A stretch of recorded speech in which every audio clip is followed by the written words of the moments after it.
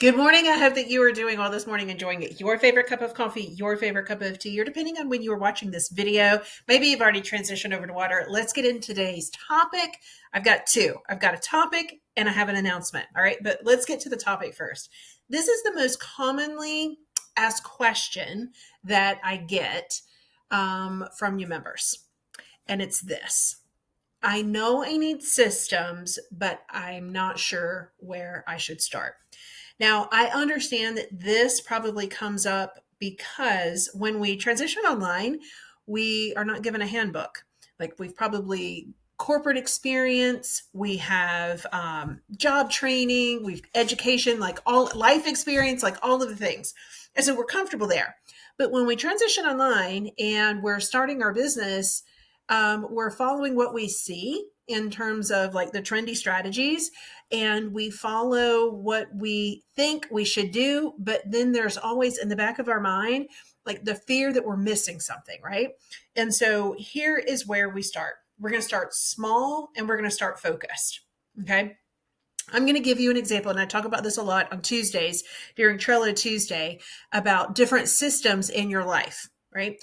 The system that you have for doing dishes, the system that you have for doing laundry. And I always add laundry into the couch until it gets put away. That is a system. The system, and I made up this one, how to never lose a sock. And it's those little lingerie bags. Everybody in my family had one, and they put all of their socks. We washed it, we dried it, we returned it back to them. The kids never lost a sock, and I never had piles of socks. That's a system. So the same thing is true inside of your business.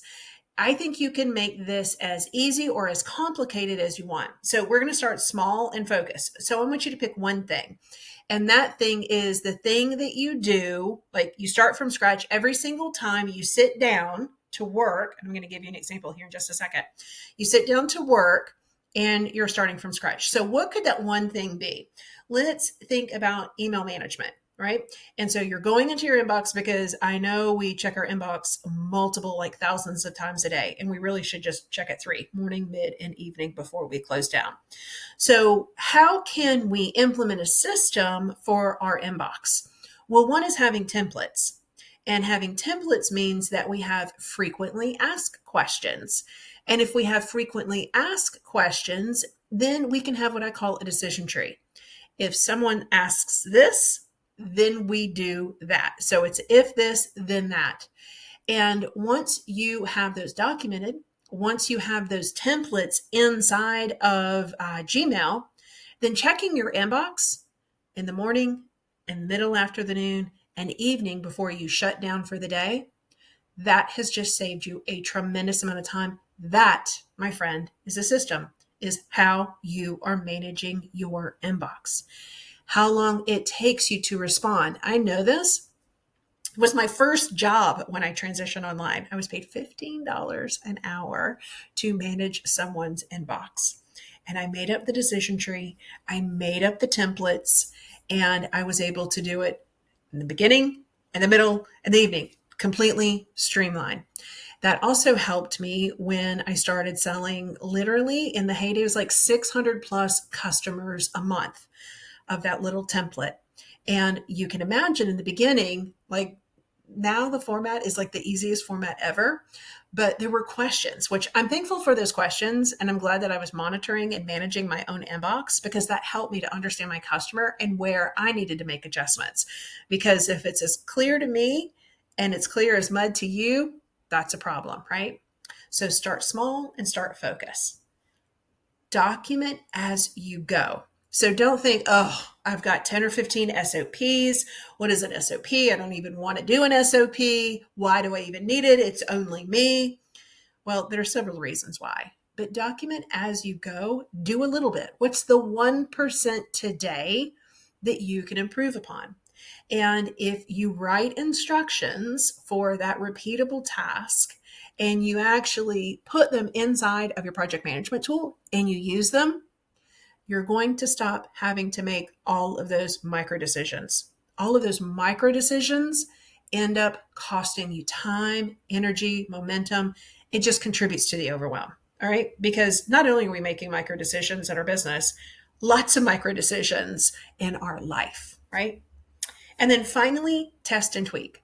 So evaluation is a huge part of my overall business system. I'm going to implement, I'm going to see if my customer liked it.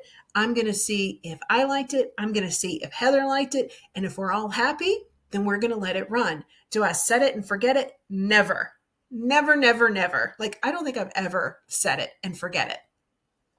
I don't set it and forget it. I always go back and evaluate, because you can, with that 1%, you can always improve. And plus, AI and new technology, new software that comes out, there's always an opportunity for you to further streamline. All right. So that's exactly how I would tackle the question. I know I need systems, but I'm not sure where to start. Systems are very simple. They're around us. It's how you do things.